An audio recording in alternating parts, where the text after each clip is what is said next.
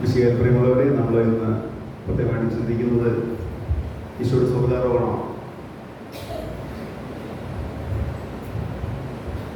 ഈശോ ഉയർത്തെഴുന്നേറ്റിട്ട് 40-ാം നാൾ സ്വർഗത്തിലേക്ക് ആരോഹണം ചെയ്തു എന്നാണ് വിശുദ്ധ വചനം നമ്മെ പഠിപ്പിക്കുക. ഇവിടെ ഈശോയുടെ സ്വർഗ്ഗാരോഹണം എങ്ങനെയാണെന്ന് നോക്കി അവരെ ബഥാനി വരെ കൊണ്ടുപോയി. കണ്ടോ, അവരോടൊപ്പം വർത്തമാനം പറഞ്ഞു, നാട്ടിൽ ആ ദിവസങ്ങളിലൊക്കെ സംഭവിച്ച വിശേഷങ്ങളൊക്കെ പറഞ്ഞു ബഥാനി വരെ ചെല്ലുകയാണ്. അവിടെ ചെന്ന് ജീവിതം സംഭവിച്ചു. ഈശോ കൈകളിൽ ഉയർത്തി അവരെ അനുഗ്രഹിച്ചുകൊണ്ടിരിക്കുന്നത് സംഭവിക്കുന്നു അല്ലേ? അനുഗ്രഹിച്ചുകൊണ്ടിരിക്കുക. അവിടെ നിന്ന് ആകാശത്തിലേക്ക്, മേഘങ്ങളിലേക്ക് എടുക്കപ്പെട്ടു. പിന്നെ അവർ കാണുന്ന മേഘങ്ങൾ മാത്രമാണ് കാണുക. സ്വർഗത്തിലേക്ക് സംഭവിക്കപ്പെട്ടു എന്നാണ് വചനം പറയുന്നത്. അവർ അവനെ ആരാധിച്ചു. അത്യന്ത സന്തോഷത്തോടുകൂടിയാണ് പിന്നെ അവർ എവിടേക്ക് പോകുന്നത്? ജെറുസലേമിലേക്ക് മടങ്ങും. പിന്നെയുള്ള വചനം നമ്മൾ ശ്രദ്ധിക്കണം. അവർ ദൈവത്തെ സ്തുതിച്ചുകൊണ്ട് സദാസമയവും ദേവാലയത്തിൽ കഴിഞ്ഞു. അവർക്ക് ഇനി പുറത്തേക്ക് പോകണ്ട. അതാണ് അവർ പറയുന്നത്. ഈ ലോകത്തേക്ക് പോകണ്ടെന്ന് അവർ പറയും. ഇനി ഇവിടെ ഇരുന്നാൽ മതി, കാരണം ഞങ്ങൾ ദൈവത്തെ കണ്ടു. പ്രത്യേകിച്ച് പഴയ നിയമ കാഴ്ചപ്പാടാണ് നമുക്കറിയാം. ദൈവത്തെ കാണുക എന്ന് പറഞ്ഞാൽ മരിക്കും എന്നുള്ളതാണ് കാഴ്ചപ്പാട്. അപ്പോൾ ഇവിടെ ഇതാ പുതിയ നിയമത്തിലെ ഈശോ കടന്നു വന്ന് അവരെ പഠിപ്പിക്കുകയും അവരെ വിശദീകരിക്കുകയൊക്കെ ചെയ്തിട്ട് അവിടുന്ന് അവർ വെളിപ്പെടുത്തി കൊടുക്കുകയാണ്, ഞാനാണ് ദൈവം, ഞാനാണ് ദൈവം. അപ്പോൾ ആ ദൈവത്തെ കണ്ടു, തൊട്ടു, അനുഭവിച്ചു, അവരോടൊപ്പം ജീവിച്ചു. കണ്ടോ, അതാണ് ഇപ്പോൾ ഇതാ അവരെ ഈശോയെ അവന്റെ സർവപ്രതാപത്തിൽ കാണുകയാണ്. അവൻ ഉയർത്തെഴുന്നേറ്റവൻ സ്വർഗ്ഗത്തിലേക്കാണ്. അപ്പോൾ ദൈവം, ആ ദൈവത്തെ ഞങ്ങൾ കണ്ടു. ദൈവം ആരോപണം ചെയ്യുന്ന സ്വർഗത്തിലെ കാര്യങ്ങളൊക്കെ ഒരു പരിധി വരെ ഞങ്ങൾക്ക് മനസ്സിലായി. അപ്പൊ ഇതാണ് അവരുടെ സന്തോഷത്തിന് കാരണം. അവരുടെ ഹൃദയം എന്താണെന്ന് പറയുന്നത്? വളരെയധികം സന്തോഷിച്ചു എന്നാണ് പറയുക. നമ്മുടെ ഹൃദയങ്ങൾ എങ്ങനെയാണെന്നുള്ളതാണ് നമ്മൾ ഈ പ്രഭാതത്തിൽ ആത്മശോധന ചെയ്യേണ്ടത്. നമ്മുടെ ഹൃദയങ്ങൾക്ക് സന്തോഷിക്കാനായിട്ട് പറ്റുന്നുണ്ടോ? നമ്മുടെ ഹൃദയം നങ്കൂരമിട്ടിരിക്കുന്നത് എവിടെയാണ്? അതനുസരിച്ചാണ് നമുക്ക് സന്തോഷമോ ദുഃഖമോ ഉണ്ടാവുക. അപ്പൊ നമ്മുടെ ഹൃദയങ്ങളെ പറ്റിയാണ് നമ്മൾ ചിന്തിക്കേണ്ടത്. ഈശോയിൽ സന്തോഷിക്കുന്ന ഒരു ഹൃദയമാണ് നമ്മൾ. ദൈവം അങ്ങയുടെ സന്നിധിയിൽ ആനന്ദത്തിന്റെ പൂർണ്ണതയുണ്ട്. അങ്ങയുടെ വലതു കൈയിൽ ശാശ്വതമായ സന്തോഷമുണ്ട്. അപ്പൊ ഈ സന്തോഷത്തിന്റെ പൂർണ്ണത നമുക്ക് കിട്ടണമെങ്കിൽ പ്രിയമുള്ളവരെ, അത് ദൈവത്തിൽ നമ്മളോട് ഹൃദയം ഉറപ്പിച്ചാൽ മാത്രമേ അത് സാധിക്കുകയുള്ളൂ എന്നുള്ള കാര്യം നമ്മൾ മനസ്സിലാക്കും. അപ്പൊ സന്തോഷത്തിന്റെ പൂർണ്ണത അനുഭവിക്കാനായിട്ട് കഴിയണമെങ്കിൽ എന്ത് ചെയ്യണം? നിങ്ങൾ പറയൂ. ഞാൻ പറയുന്നത് കേൾക്കുന്നുണ്ടല്ലേ? റെസ്പോൺസ് വരട്ടെ.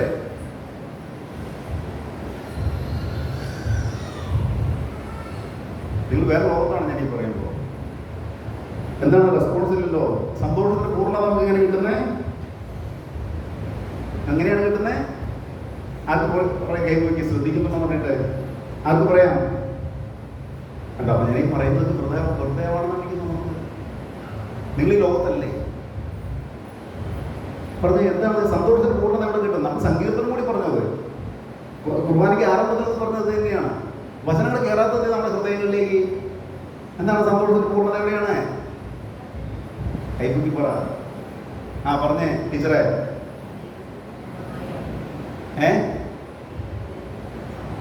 ദൈവത്തിൽ. ഓക്കെ, വേറെ കൈപ്പറ്റി പറയേ. അങ്ങയുടെ സന്നിധിയിൽ ആനന്ദത്തിന്റെ പൂർണ്ണതയുണ്ട്. അങ്ങയുടെ വലതു കൈയിൽ ശാശ്വതമായ സന്തോഷം. അതുകൊണ്ട് പറയുമ്പോൾ നമ്മുടെ ഹൃദയം എവിടെയാണെന്നുള്ളതാണ് നമ്മൾ ചിന്തിക്കേണ്ടത്. ഈശോയിലാണോ, അതോ ഭൗതികമായ വസ്തുക്കളിലാണോ, വ്യക്തികളിലാണോ, പ്രത്യയശാസ്ത്രങ്ങളിൽ മറ്റുമാണോ? അങ്ങനെയാണെങ്കിൽ നമ്മുടെ ജീവിതം നമ്മുടെ കൈവിട്ടു പോകാനുള്ള സാധ്യതകളുണ്ട്. നമ്മുടെ ഹൃദയത്തെയാണ് നമ്മൾ ശ്രദ്ധിക്കേണ്ടത്. വചനം പറയുക, നിന്റെ ഹൃദയത്തെ ജാഗ്രതയോടുകൂടി കാത്തു സൂക്ഷിക്കുക, ജീവന്റെ ഉറവകൾ പുറപ്പെടുന്നത് അവിടെ നിന്നാണ്. എന്താണ് വചനം പറയുന്നത്? നിന്റെ ഹൃദയത്തെ ജാഗ്രതയോടുകൂടി നീ കാത്തു സൂക്ഷിക്കുക, ജീവന്റെ ഉറവകൾ പുറപ്പെടുന്നത് അവിടെ നിന്നാണ്. ഇതിന് ഉപോത്ബലകമായി മറ്റു വചനപ്രകാരം പറയുന്നു, മനുഷ്യ ഹൃദയത്തിന് 4 ശാഖകളുണ്ട്, അത് നന്മയും തിന്മയും ജീവനും മരണവുമാണ്. എന്താണ്? മനുഷ്യ ഹൃദയത്തിന് എത്ര ശാഖകളുണ്ട്? 4 ശാഖകൾ. എന്തൊക്കെയാണത്? നന്മയും തിന്മയും ജീവനും മരണവും. എന്ന് വെച്ചാൽ മനുഷ്യ ഹൃദയത്തിലെ ചിന്തകളോട് അവൻ എങ്ങനെ പ്രതികരിക്കുന്നു എന്നതിനെ ആശ്രയിച്ചിരിക്കും അവൻ നന്മയാണോ തിന്മയാണോ ചെയ്യുന്നത് എന്നതും, അവൻ മരിക്കാൻ പോവുകയാണോ ജീവിക്കാൻ പോവുകയാണോ എന്നതും. ഇതാണ് നമ്മൾ മനസ്സിലാക്കുന്നത്.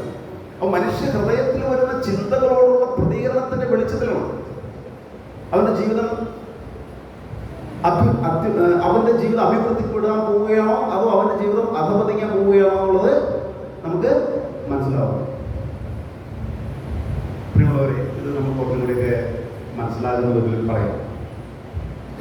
അതായത് ഈ ദിവസങ്ങളിൽ പത്രങ്ങളിൽ നിങ്ങൾ കണ്ടു, ഇന്നലെയാണെന്ന് കുണ്ടക്കിൽ ഒരു 32 വയസ്സുകാരൻ ഒരു 15-16 വയസ്സുകാരിയെ കഴുത്തർക്ക് പോകും. നിങ്ങൾ പത്രത്തിൽ വായിച്ചോ? ഞാൻ വായിച്ചു. എന്താ സംഭവം? ഇവൻ കല്യാണം ആലോചിച്ചിരുന്ന പെൺകൊച്ചാണ്. അവിടെയൊക്കെ ശൈശവ വിഭാഗങ്ങളുണ്ടെന്ന് എനിക്ക് തോന്നുന്നു. അതുകൊണ്ടൊക്കെ തന്നെയാണ് ഇങ്ങനെയൊക്കെയുള്ള ചിന്താഗതികൾ. എന്തായാലും ഈ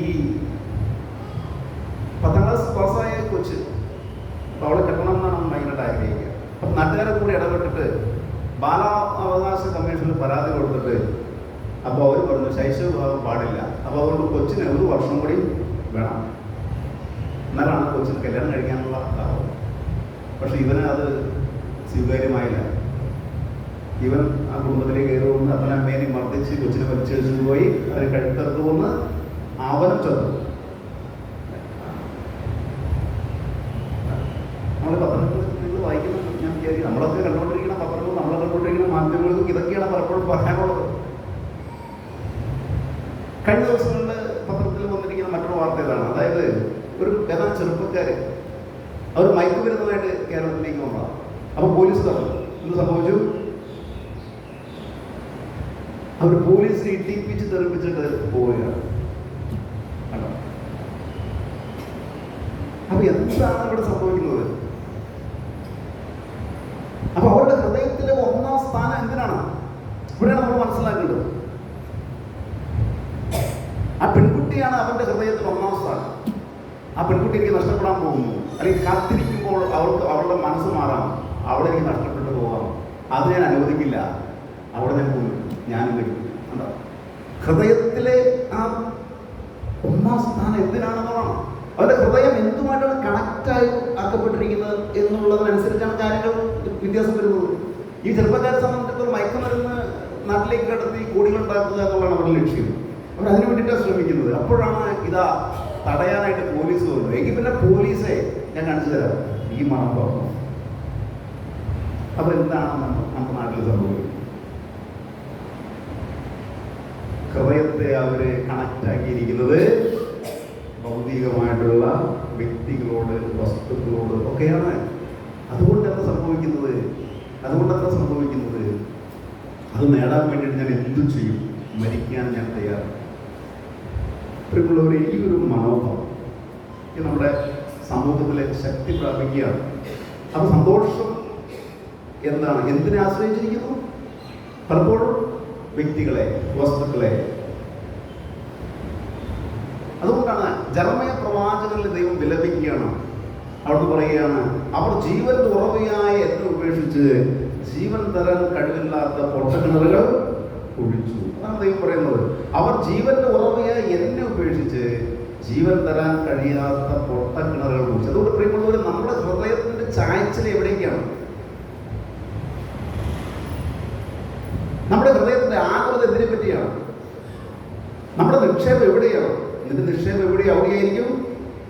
അവിടെയായിരിക്കും നിന്റെ ഹൃദയം. അതല്ല ചില ആൾക്കാർ അറ്റാക്ക് വന്ന് മരിക്കുന്നത്. ബാങ്കിൽ 1 ലക്ഷം രൂപ പോയി എന്ന് കാണുമ്പോൾ അവർ അറ്റാക്ക് വന്ന്. കാരണം എന്താ? കോടികളുണ്ട്, പക്ഷെ 1 ലക്ഷം രൂപ പോയി ആരും അടിച്ചെടുത്തു എന്ന് കേൾക്കുമ്പോൾ പിന്നെ അവർക്ക് അറ്റാക്ക്. കാരണം അത്രമാത്രം ദൈവമായിട്ടുള്ള കണക്ഷൻ. അപ്പോൾ അതുകൊണ്ട് പ്രിയമുള്ളവരെ, നമ്മൾ ജീവിക്കുമ്പോൾ, ഈ കാലഘട്ടത്തിൽ ജീവിക്കുമ്പോൾ നമ്മൾ മനസ്സിലാക്കണം നമ്മുടെ ഹൃദയം എവിടെയാണ്. ഹൃദയത്തിൽ 4 ശാഖകളുണ്ട്: നന്മയും തിന്മയും, ജീവനും മരണവും. ഇതാണ് കർത്താവ് ഉന്നതങ്ങളിലേക്ക് സംഭവിക്കപ്പെടുന്ന ആ സന്ദർഭത്തിൽ ലൂക്കായുടെ സുവിശേഷത്തിൽ പറയുന്ന കാര്യം, അവിടുന്ന് ഉന്നതങ്ങളിലേക്ക് സംഭവിക്കപ്പെട്ടു, അവിടുന്ന് ആകാശങ്ങളിൽ മറഞ്ഞു. അപ്പോൾ 2 ദൂതന്മാർ പ്രത്യക്ഷപ്പെട്ടു. എന്നിട്ട് ശിഷ്യന്മാരോട് പറയുകയാണ്, ഗലീലയക്കാരെ, ഈശോ ഉയർത്തെഴുന്നേറ്റതായിട്ട് നിങ്ങൾ കണ്ടല്ലോ, ഇതുപോലെ തന്നെ അവൻ തിരിച്ചു വരും. അവർ പറഞ്ഞതാണ്, ഇതുപോലെ തന്നെ അവൻ തിരിച്ചു വരും. പ്രിയമുള്ളവരെ, സഭ ഈ ലോകത്ത് ജീവിക്കുന്നത് ഈശോയുടെ തിരിച്ചു വരവ് പ്രതീക്ഷിച്ചാണ്. സഭ മക്കളായ നമ്മൾ ഈ ലോകത്ത് ജീവിക്കേണ്ടത് എന്തിനു വേണ്ടിയിട്ടാണ്? ഈശോയുടെ തിരിച്ചു വരവ് പ്രതീക്ഷിച്ചുകൊണ്ടായിരിക്കണം. അതുകൊണ്ടാണ് സഭയുടെ ആരംഭകാലം മുതലുള്ള പ്രാർത്ഥന ഇതാണ്, മാറാനാത്ത.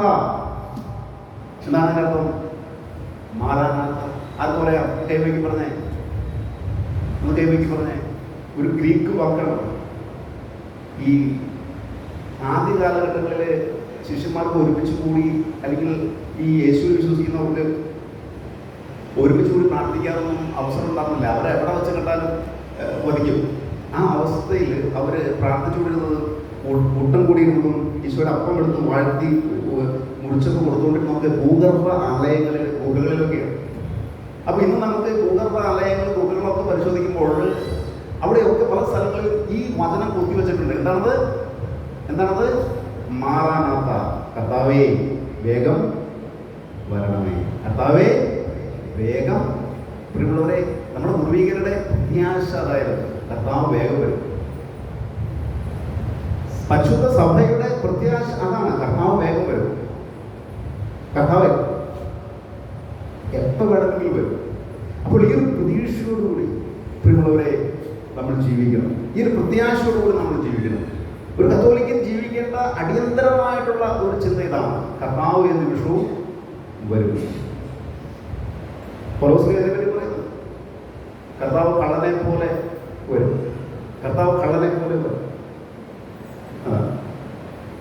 അതുകൊണ്ട് നമ്മൾ അന്ധകാരത്തിൽ കഴിയരുത്, പ്രകാശത്തിൽ കഴിയണം. ഇതാണ് പൗലോസിനെ പറയുന്നത്. അന്ധകാരത്തിന്റെ പ്രവൃത്തികൾ ചെയ്ത് നമ്മൾ ജീവിക്കരുത്, പ്രകാശത്തിന്റെ പ്രവൃത്തികൾ ചെയ്തു. ഞാൻ അവസാനിപ്പിക്കാം. അപ്പം അതുകൊണ്ട് യേശുവിന്റെ ഉയർപ്പ് നമ്മൾ ധ്യാനിക്കുന്ന ആൾക്കാരാണ്. ഉയർപ്പിന്റെ സമയം കഴിഞ്ഞു, നമുക്കറിയാം. കാലഘട്ടം അതിൻ്റെ അടുത്ത ആഴ്ച നമ്മൾ പെന്തക്കോസ്തിലേക്ക് പ്രവേശിക്കണം. യേശു ഉയർത്തെഴുന്നേറ്റിട്ട് അവിടുന്ന് സ്വർഗ്ഗത്തിലേക്ക് പ്രവേശിച്ചു. ഇനി അവിടുന്ന് 2ാമത്തെ ആഗമനം നടത്തും. അപ്പോൾ ഈ 2ാമത്തെ ആഗമനത്തെ പ്രതീക്ഷിച്ചിട്ടാണ് നമ്മൾ ഈ ലോകത്ത് ജീവിക്കുന്നത്. പക്ഷെ എങ്ങനെ ജീവിക്കണം? ദൈവം അതിന് പല മാർഗങ്ങൾ നമ്മളോട് പറഞ്ഞു തന്നിട്ടുണ്ട്. പക്ഷെ എങ്കിലും ദൈവം ഉദാരമാണ്, ദൈവം ഔദാര്യമുള്ളവരാണ്. മനുഷ്യന്റെ സ്വാതന്ത്ര്യം ദൈവം വിലമതിക്കുന്നു. അതുകൊണ്ടാണ് വെളിപ്പാടിന്റെ പുസ്തകം 22-ാം അധ്യായം 10 മുതൽ 13 വരെയുള്ള വാക്യങ്ങൾ നമ്മൾ ശ്രദ്ധിക്കണം. നമ്മൾ ഈ ലോകത്ത് ജീവിക്കുമ്പോൾ എങ്ങനെ ജീവിക്കണം എന്നുള്ളതിനെ പറ്റി വ്യക്തമായ വെളിച്ചമാണ് ആ വചനം. വെളിപാട് 22-ാം അധ്യായം 10 മുതൽ 13 വരെ. എന്തെന്നാൽ സമയം അടുത്തിരിക്കുന്നു, അനീതി ചെയ്തിരുന്നവൻ ഇനിയും അനീതി ചെയ്തുകൊള്ളട്ടെ, പാപക്കാർ പുരണ്ടവൻ ഇനിയും അങ്ങനെ തന്നെ കഴിഞ്ഞുകൊള്ളട്ടെ, നീതിമാൻ ഇനിയും നീതി പ്രവർത്തിക്കട്ടെ, വിശുദ്ധൻ ഇനിയും വിശുദ്ധീകരിക്കപ്പെടട്ടെ. ഇതാ ഞാൻ വേഗം വരുന്നു, എൻ്റെ സമ്മാനവും ഞാൻ കൊണ്ടുവരുന്നുണ്ട്. ഓരോരുത്തർക്കും സ്വന്തം പ്രവർത്തികൾക്കനുസൃതം പ്രതിഫലം നൽകാനാണ് ഞാൻ വരുന്നത്. ഞാൻ ആൽഫയും ഒമേഗയുമാണ്, ഒന്നാമനും ഒടുവിലത്തവനും, ആദിയും അന്തവും. അതാ ദൈവം പറയുന്നത്, നിങ്ങൾ ജീവിക്കുന്ന പോലെ ജീവിച്ചു. നിങ്ങൾ അനീതി പ്രവർത്തിക്കുമ്പോൾ അനീതി പ്രവർത്തിച്ചു, നീതി പ്രവർത്തിക്കാൻ നിങ്ങൾക്ക് സ്വാതന്ത്ര്യമുള്ളൂ. മനസ്സിലാവുമ്പോൾ ഈ ഒരു ചിന്തയാണ് ഇന്നത്തെ വചനം നമുക്ക് നൽകുന്നത്. അതുകൊണ്ട് പ്രിയമുള്ളവരെ, ദൈവഭയത്തോടുകൂടി ഈ ലോകത്ത് ജീവിക്കാനായിട്ട് നമുക്ക് സാധിക്കും. ദൈവ മക്കൾക്കടുത്ത സ്വാതന്ത്ര്യത്തിൽ ജീവിക്കാനായിട്ട് നമുക്ക് സാധിക്കണം. ഈ ലോകത്ത് 2 കൂട്ടർ ജീവിക്കുന്നുണ്ട്. ദൈവ മക്കൾക്കടുത്ത സ്വാതന്ത്ര്യത്തിൽ ദൈവമായിട്ട് കണക്റ്റായിട്ട് ജീവിക്കുന്ന മനുഷ്യരുണ്ട്, എന്നാൽ പിശാചിന്റെ സ്വാതന്ത്ര്യത്തിൽപ്പെട്ട് ജീവിക്കുന്ന മനുഷ്യരുണ്ട്. ഈ 2 കൂട്ടരെ നമ്മൾ കാണുന്നുണ്ട്. ആഴമായ വിശ്വാസമില്ലാത്തവരാണെങ്കിൽ പൈശാചികമായ രീതിയിൽ ജീവിക്കുന്ന ആളുകൾ നേട്ടങ്ങൾ കാണുമ്പോൾ അങ്ങോട്ടേക്ക് ചായാനുള്ള സാധ്യതകളുണ്ട്. അപ്പം അതുകൊണ്ടാണ് ദൈവം പറയുന്നത്, എങ്ങനെ വേണമെന്നുള്ളത് നീ നിശ്ചയിക്കുക. മനുഷ്യൻ ദൈവ സ്വാതന്ത്ര്യം പറഞ്ഞിട്ടുണ്ട്. അതുകൊണ്ട് പ്രിയമുള്ളവരെ, ഈ കാലഘട്ടത്തിൽ ദൈവം നമ്മളോട് പറയുന്ന ആ ഒരു വേദനയോട് പറയുന്ന ആ വചനം ഹൃദയത്തിൽ നമുക്ക് കൂടുതൽ എപ്പോഴും ഓർത്ത് ജീവിക്കാം. ജീവൻ ദുറവയായ എന്നെ ഉപേക്ഷിച്ച് ജീവൻ നൽകാൻ കഴിവില്ലാത്ത പൊട്ട കിണറുകൾ കുഴിച്ചു. നമുക്ക് ജീവൻ നൽകുന്നത് ഈശോയാണ്. നമുക്ക് ജീവൻ നൽകുന്നത് ഈശോയുടെ നമ്മളുള്ള സാന്നിധ്യമാണ്. ആ ഈശോയുടെ സാന്നിധ്യത്തെ നഷ്ടപ്പെടുത്താതെ ഈ ലോകത്ത് ജീവിക്കാനായിട്ട് പ്രിയമുള്ളവരെ നമുക്ക് സാധിക്കട്ടെ. അവർ സദാസമയം ദൈവത്തെ സ്തുതിച്ചുകൊണ്ട് ദേവാലയത്തിൽ കഴിഞ്ഞുകൂടി എന്നാണ് വചനം പറയുന്നത്. നമുക്ക് നമ്മുടെ ഹൃദയമാകുന്ന ആലയത്തെ സദാസമയവും ദേവാലയമായി മാറ്റാനായിട്ട് ശ്രമിക്കാം. ഞാൻ പറയുമ്പോൾ ഒന്ന് രണ്ട് കാര്യം കൂടി ഉണ്ട് എൻ്റെ മനസ്സിൽ. കാരണം ഇന്ന് പലർക്കും പൊന്ത ചെല്ലാനോ പ്രാർത്ഥിക്കണം നേരമില്ല. കാരണം അവർക്ക് ഇത്രമാത്രം ഭൗതിക കാര്യങ്ങളിൽ വ്യക്തിത്വരാണ്. അപ്പം അങ്ങനെയൊക്കെ വരുമ്പോൾ ദൈവിക സന്തോഷം നമുക്ക് ഉള്ളിൽ നിന്നൊക്കെ ചോർന്നു പോവുകയും ക്രമേണ ലൗകികമായിട്ടുള്ള വിഷയങ്ങൾ നമ്മുടെ സന്തോഷം ദുഃഖത്തിന് കാരണമായിട്ട് മാറുകയും ചെയ്യും. അതുകൊണ്ട് ദൈവമായിട്ട് ലിങ്ക് ഇത് ഊഷ്മളമായിട്ട് അത് സൂക്ഷിച്ച് മുന്നോട്ട് പോകാനായിട്ട് നമുക്ക് സാധിക്കട്ടെ. പിതാവിൻ്റെയും പുത്രൻ്റെയും പരിശുദ്ധാത്മാവിൻ്റെയും നാമത്തിൽ